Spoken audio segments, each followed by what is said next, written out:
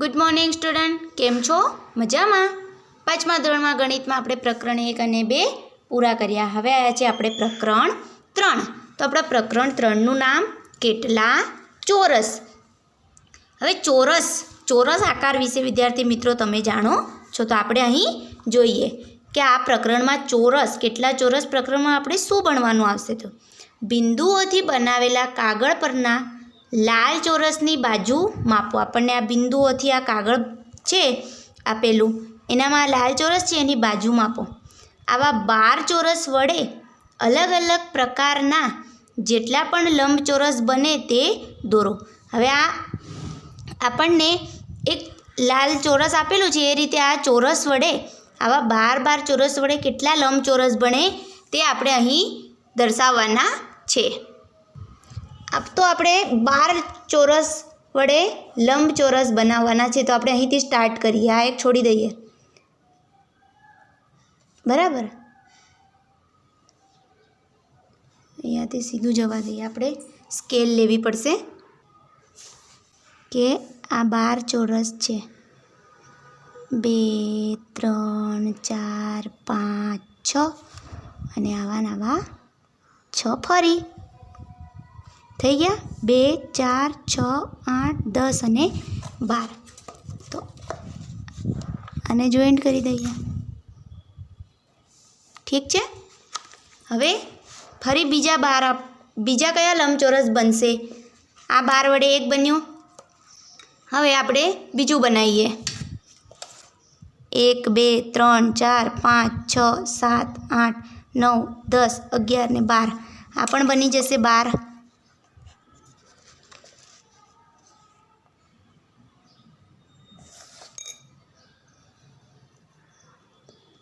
Scale મોટી છે એટલે હું સ્કેલ વગર દોરું છું, પણ તમારે સ્કેલ વગર દોરવાનું નથી। પછી આ રીતે દોરી થઈ ગયું આ 12નું એક લંબચોરસ, બરાબર। હજી આપણે બનાવવા છે, હજી 12 ચોરસ વડે લંબચોરસ બનાવવાનું છે। તો આપણે 1 2 3 4 5 6 7 8 9 10 11 12 આ રીતે 4 લઈશું તો ચોરસ બની જશે, અને આપણે શું બનાવવાનું છે? લંબચોરસ બનાવવાનું છે। તો 1 2 3 4 5 6 7 8 9 10 11 12 આ રીતે બનાવશું તો આપણું લંબચોરસ બની જશે। પણ આપણે 4 લેશું તો 4 તરી 12 પણ શું થઈ જશે? તો ચોરસ થઈ જશે। એટલે આપણે 3 લઈએ। આ થઈ ગયું લંબચોરસ 12। એવી જ રીતે ફરી પણ આ રીતે આપણે લઈ શકીએ છીએ। 1 2 3 3 ચોક 12।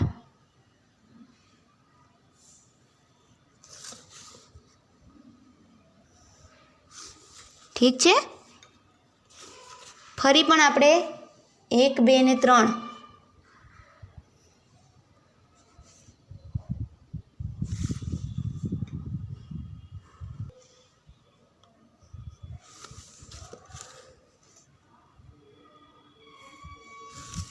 થઈ ગયું, અને આ પણ એક બની જશે।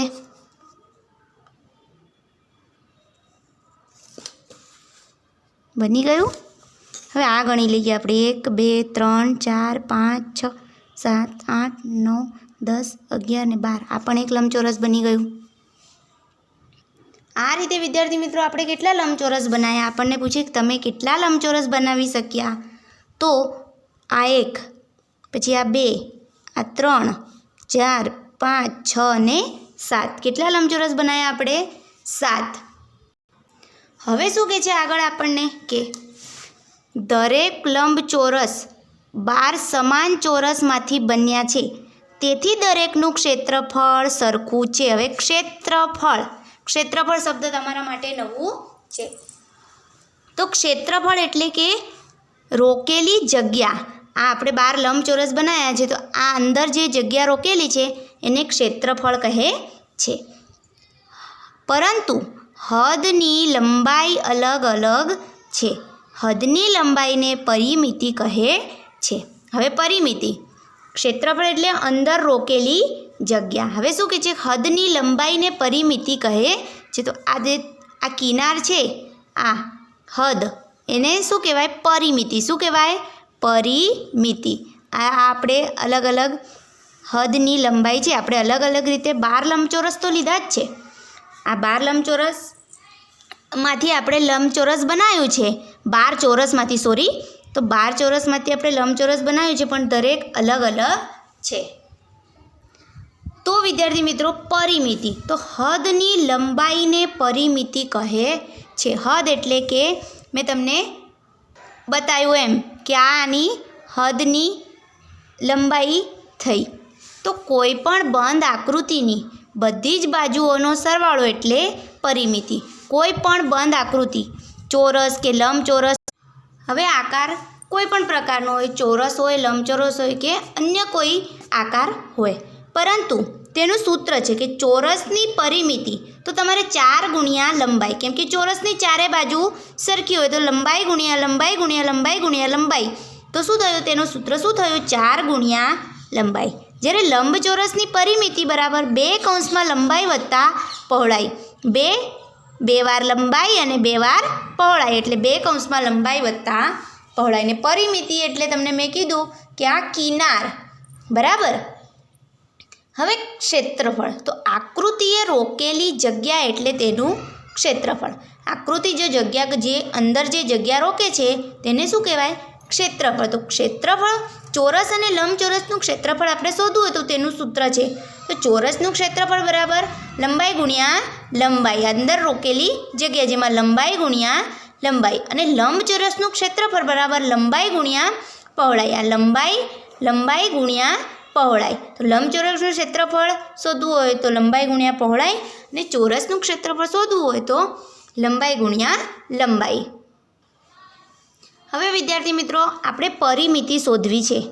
પરિમિતિ શોધો, બરાબર. હવે આપણને અહીં આકૃતિ આપેલી છે. હવે અહીં ચોરસ બોક્સ છે, તો આ 1 ચોરસ સેન્ટીમીટર છે. એક બોક્સનું માપ કેટલું? તો 1 ચોરસ સેન્ટીમીટર. હવે આપણે પરિમિતિ શોધો, તો પરિમિતિનું સૂત્ર શું છે?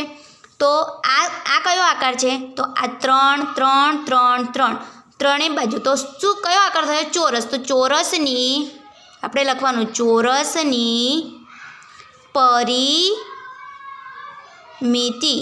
ચોરસની પરિમિતિનું સૂત્ર શું છે?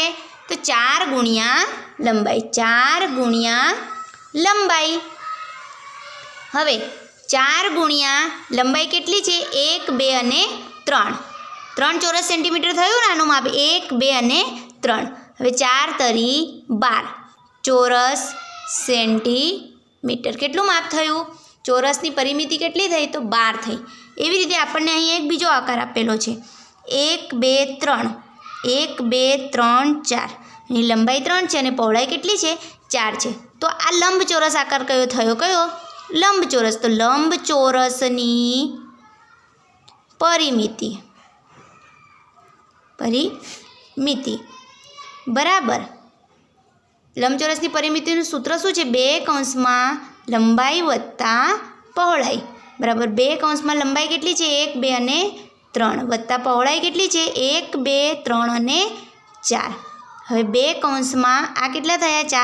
3 વત્તા 4 તો 7. હવે આ ગુણાકારનો સંબંધ થયો, તો 14 સેન્ટીમીટર. તો આ રીતે આપણે ચોરસ અને લંબચોરસની પરિમિતિ શોધી શકીએ છીએ. હવે આપણે હજી આગળ જોઈએ. આપણને અહીં ટિકિટ આપી છે, અલગ અલગ ટિકિટ આપેલી છે. તો એનામાં આપણે આ રસપ્રદ ટિકિટ જુઓ. આ આપણે ટિકિટ છે. ટિકિટ ડી 12 ચોરસને ઢાંકે છે. દરેક ચોરસ 1 સેન્ટીમીટર. એ એક ચોરસ છે, આ એક ચોરસ છે એ 1 સેન્ટીમીટર લંબાઈનો છે. તો આપણને શું કહે છે? અહીં ટિકિટ ડી 12 ચોરસ સેન્ટીમીટરને ઢાંકે છે. તો 1 2 3 4 ને 1 2 ને 3, તો 4 તરી 12 ચોરસ સેન્ટીમીટરને ઢાંકે છે. તો આપણને અહીં પૂછે છે એમાં ટિકિટ એ દ્વારા 1 સેન્ટીમીટર બાજુવાળા કેટલા ચોરસ ઢંકાય છે? तो टिकिट ए आई रही 1 2 3 4 5 6 1 2 3 तो 6 અને આ 3 તો 6 તરી 18 કેટલા ચોરસ સેન્ટીમીટર ચોરસ છે તો 18 અને ટિકિટ બી દ્વારા કેટલા તો ટિકિટ બી કઈ છે તો 1 2 અને 1 2 3 4 તો 4 2 8 કેટલા 8 ચોરસ બરાબર। હવે કઈ ટિકિટનું ક્ષેત્રફળ સૌથી વધારે છે તો હવે ક્ષેત્રફળ એટલે અંદરથી રોકેલી જગ્યા। હવે અહીં આપણને શું પૂછે કઈ ટિકિટનું ક્ષેત્રફળ સૌથી વધારે છે તો આપણને ટિકિટ એ ટિકિટ બી ટિકિટ સી ડી ઈ અને આટલી ટિકિટો આપેલી છે એનામાં કઈ ટિકિટનું ક્ષેત્રફળ સૌથી વધારે છે તો આપણે અંદાજથી જોઈ લઈએ તો આપણે 1 2 અને આ ત્રણ ટિકિટ ખાસ જોઈએ તો આનું ક્ષેત્રફળ તો 1 2 3 4 આપણે જોયું કે 1 2 અને 3 તો આની 12 ચોરસ સેન્ટીમીટર થશે। કેટલું થશે હવે આનું 1 2 3 1 2 3 4 તો આનું પણ કેટલું થશે 12 થશે। હવે આ તો એનું જોઈએ આપણે તો ક્ષેત્રફળ તો લંબચોરસનું ક્ષેત્રફળ બરાબર લંબાઈ ગુણ્યા પહોળાઈ તો 1 2 3 4 5 6 આપણે જોયું હતું 6 ગુણ્યા આ પહોળાઈ 1 2 ને 3 તો 6 ગુણ્યા 3 તો 18 તો એનું ક્ષેત્રફળ કેટલું થયું 18 થયું। તો કઈ ટિકિટનું ક્ષેત્રફળ સૌથી વધારે છે તો ટિકિટ એનું ક્ષેત્રફળ કઈ એનું બરાબર। આ 1 સેમીવાળા બાજુવાળા કેટલા ચોરસને ઢાંકે છે તો 18 ચોરસને ઢાંકે છે। કેટલા ચોરસને ઢાંકે છે 18। સૌથી મોટી ટિકિટનું ક્ષેત્રફળ કેટલું છે તો સૌથી મોટી ટિકિટનું ક્ષેત્રફળ 18 ચોરસ સેન્ટીમીટર થયું। હવે કઈ બે ટિકિટનું ક્ષેત્રફળ સરખું છે તો કઈ બે ટિકિટનું ક્ષેત્રફળ તો આપણે જોવું પડશે। આપણે એનું જોયું 18 છે બરાબર। હવે બીનું તો આ 8 થયું બરાબર। હવે આપણે જોઈએ 1 2 3 એની લંબાઈ થઈ 1 2 3 4 એની પહોળાઈ થઈ 3 4 તો 4 તરી 12 બરાબર। હવે આનું બી 1 2 3 4 ની લંબાઈ 4 થઈ ને પહોળાઈ કેટલી થઈ 1 2 અને 3 તો 4 તરી 12 કે 3 ચોક 12 તો ટિકિટ ડી અને ટિકિટ એફ કઈ ટિકિટ ડી અને ટિકિટ એફ ડી અને એફ કઈ બે ટિકિટનું ક્ષેત્રફળ સમાન છે તો ડી અને એફનું સમાન છે કેમ કે તેમની બંનેનું ક્ષેત્રફળ કેટલું થયું તો 12 ચોરસ સેન્ટીમીટર। દરેક ટિકિટનું ક્ષેત્રફળ કેટલું છે તો 12 ચોરસ સેન્ટીમીટર 12 ચોરસ સેન્ટીમીટર છે। હવે સૌથી નાની ટિકિટનું ક્ષેત્રફળ ખાલી જગ્યા ચોરસ સેન્ટીમીટર છે તો આમાં સૌથી નાની તમને ટિકિટ કઈ જોવાય છે તો આ। હવે ચોરસનું ક્ષેત્રફળ બરાબર લંબાઈ ગુણ્યા લંબાઈ તો આ 1 ને 1 2 તો 2 ગુણ્યા 2 કેટલી થઈ એની 2 સેન્ટીમીટર ગુણ્યા 2 સેન્ટીમીટર 4 ચોરસ સેન્ટીમીટર થયું। સૌથી નાની ટિકિટ અને સૌથી મોટી ટિકિટના ક્ષેત્રફળનો તફાવત ખાલી જગ્યા ચોરસ સેન્ટીમીટર છે। હવે તફાવત તો સૌથી મોટી ટિકિટ કઈ થઈ તો 18 થઈ કઈ થઈ 18 બરાબર। હવે સૌથી નાની ટિકિટ કઈ થઈ તો 4 તો તમે મોટી સંખ્યામાંથી નાની સંખ્યા બાદ કરશો તો તમને તફાવત મળશે। મેં તમને આગળ પણ ચેપ્ટરમાં શીખવાડ્યું છે। તો 18 ઓછા 4 તો કેટલા સેન્ટીમીટર 18માંથી 4 જાય 14 સેન્ટીમીટરનો તફાવત રીધો। આજે ખાસ આટલું યાદ રાખજો કે આપણે ક્ષેત્રફળ એટલે આકૃતિએ રોકેલી જગ્યા અંદરની જગ્યા અને પરિમિતિ એટલે હદની લંબાઈ એની કિનાર જેને પરિમિતિ કહે છે। હવે ચોરસની પરિમિતિ તો 4 ગુણ્યા